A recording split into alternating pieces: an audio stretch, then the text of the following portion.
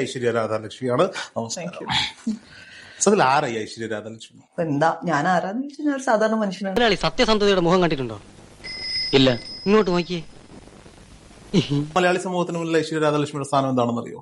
Activist, femininity and ക്രൂരയായ സ്ത്രീ. അപ്പൊ താൻ ആരാണെന്ന് സ്വയം ഒരു ബോധം ഉണ്ടല്ലോ. നന്നായി. ബാധിക്കപ്പെടുന്ന സ്ത്രീകൾക്കെല്ലാം വേണ്ടി ഐശ്വര്യ ശബ്ദം ഉയർത്തും. ബാധിക്കപ്പെടുന്ന പുരുഷനായാലും സ്ത്രീ ആണെങ്കിലും മനുഷ്യന്മാർക്ക് വേണ്ടി ശബ്ദം ഉയർത്തുക എന്നുള്ളത്. നീ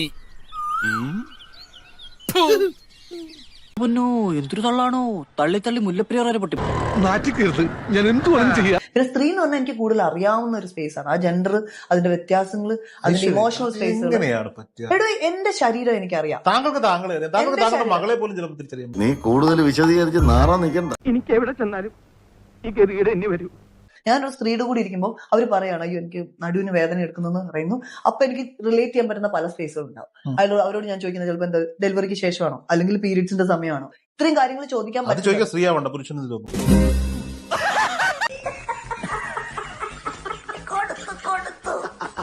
അതായത് നെഗറ്റീവായിട്ട് കാണുന്ന ഒരു ചാനലാണ് ഈ ചെകുത്താൻ എന്ന് പറയുന്ന ഒരു സ്പേസ്.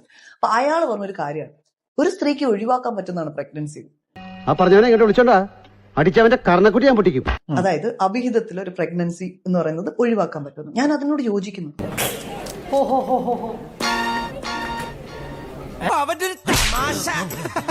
ഈ അവിഹിതത്തിന് ഒരു സ്റ്റേറ്റ്മെന്റ് പറഞ്ഞാൽ എനിക്ക് അവിഹിതത്തിൽ ഞാൻ അവിഹിതമാണല്ലോ, എനിക്കുണ്ടായത് അവിഹിതമായ കുട്ടിയാണല്ലോ. എന്നിട്ടാണോ അത് പറഞ്ഞപ്പോ താങ്കളോട് ചൂടായി? കിട്ടേണ്ടത് കിട്ടിയാലേ തോന്നേണ്ടത് തോന്നുന്നു.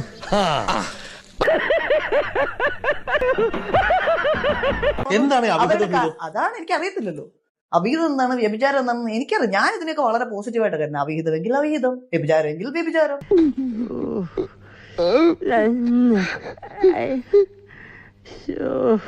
എന്നെ കയറി പിടിക്കും. എന്നെ കയറി പിടിച്ചിട്ട് നീ അവിഹിതം അതുകൊണ്ട് ഞാൻ നിന്നെ പിടിക്കാന്ന് പറയുകയാണെങ്കിൽ എനിക്ക് എന്റെ കൈ കിട്ടുന്നിടത്ത് ഞാൻ തലയ്ക്കും. അതിനകത്ത് ഒരു സംശയമില്ല. നിനക്ക് വല്ല പ്രാന്തണ്ട ഈ ഊളകളോട് വർത്താനം പറയാൻ. ഞാൻ മറ്റേ ചേട്ടന്മാർ ഇങ്ങനെ ഇരിക്കുന്ന കണ്ടിട്ടുണ്ട്, മറ്റേ ഡ്രസ്സൊക്കെ ഇട്ടിട്ട് പത്രം ഫ്രണ്ടിൽ വെച്ചിട്ട് ജട്ടിയുടെ പബ്ലിക് സ്പേസിൽ മാവേലിക്കര് കാണാനൊന്നും കൊള്ളില്ല സാറേ. ഓ, കാണാൻ കൊള്ളായിരുന്നുവെങ്കിൽ കുഴപ്പമില്ലായിരുന്നു അല്ലേ? കാണില്ല. ഡെയിലി ഇതാണോ? ഡെയിലി ഒരേ പത്രം വായിച്ചോണ്ടിരിക്കുന്നുണ്ട്. എല്ലാ ദിവസവും പോയി നോക്കുന്നത്. അങ്ങോട്ട് നോക്കണ്ടിരുന്നാ പോരെ? നോക്കാതിരുന്ന ശൂശൊന്നും വിളിക്കുമല്ലോ.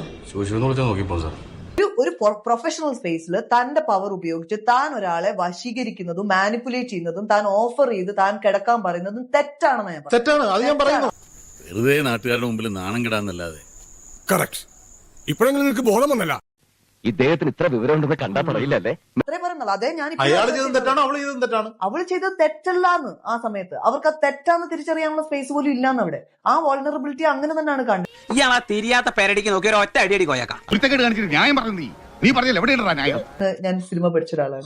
എന്റെ അടുക്കല് നമ്മളുടെ ഇൻഡസ്ട്രിയിൽ ഇപ്പം അത്യാവശ്യം ഹൈ പ്രൊഫൈലുള്ള കുറെ ആൾക്കാർ എന്റെ അടുത്ത് വന്നിരുന്ന് സംസാരിക്കുന്നുണ്ട്. അവരെന്റെ ബ്രെയിനിനെ അപ്രീഷിയേറ്റ് ചെയ്യുന്നു. അതിനൊരു വലിയ സംഭവം അല്ലേ? റീറ്റ് ചെയ്ത എല്ലാ സിനിമ സ്റ്റോറികളും ആൾക്കാർക്ക് ഇഷ്ടപ്പെട്ടിട്ടുണ്ട്. ഞാനൊരു കഥ എന്നോട് വെറുതെ താൻ പറഞ്ഞു കഴിഞ്ഞാൽ ഞാൻ അപ്പുറത്ത് പറഞ്ഞാൽ ആൾക്കാർക്ക് ഇഷ്ടപ്പെടും. അത്രയും സ്പേസ് ഉണ്ട് എനിക്ക്. ഈ ബുദ്ധിമാനല്ലേ?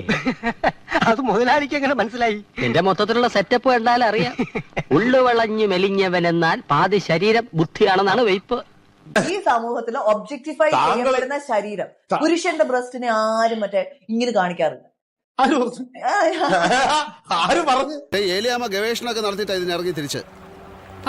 തൊലിക്ക് നല്ല കട്ടിയാണല്ലേ? ഇതും ഒരു തുടക്കമാണ്.